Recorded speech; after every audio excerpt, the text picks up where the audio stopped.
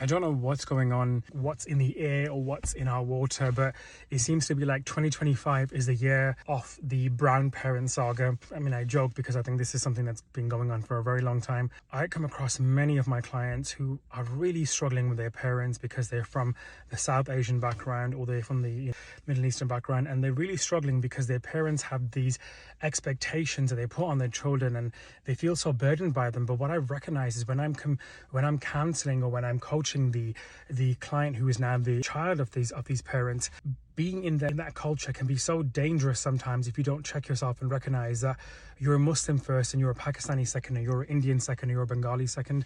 And I think it's so easier said than done, but we find it so hard to have conversations with our parents where we can just be honest and transparent and just recognize that they can make mistakes and we can make mistakes. I was speaking to a client today and she was really struggling with a parental figure, but she just wanted to complain about this parent. And I said, listen, this endeavor is not one where you can just complain, because that would fall into backbiting. The whole point of this exercise is for you to empower yourself so you can have an honest conversation with your parent and you can let them know how they're hurting you and how they're hurting themselves, and just be real. If you're just going to live by the culture because the culture says you must not disagree with us, if you disagree with us that means you're arguing with us, then that is a very sad reality. You're never going to have a deep, real, authentic relationship, and don't think that that cycle will stop with you.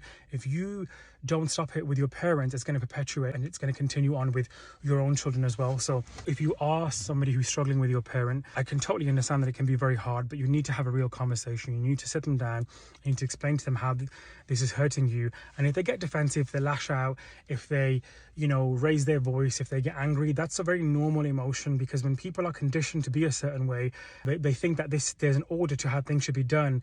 That doesn't necessarily mean that's the correct order, because remember, we are Muslims first, and Islam came to liberate us, not to subjugate us. I think culture sometimes can do that as well. So, have an honest conversation and it'll start the journey of having more meaningful, more authentic connections and more real relationships.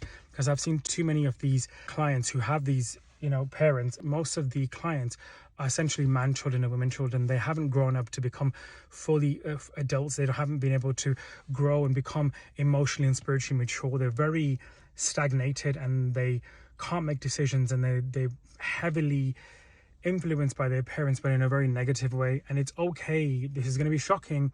It's okay to disobey your parents if it means you're going to obey Allah subhanahu wa ta'ala, and that is something you can do. You don't have to obey somebody who's leading you down a path that is not Islamic, because your allegiance primarily should be to Allah subhanahu wa ta'ala first. You can be respectful to your parents. You don't have to obey them in the disobedience of Allah.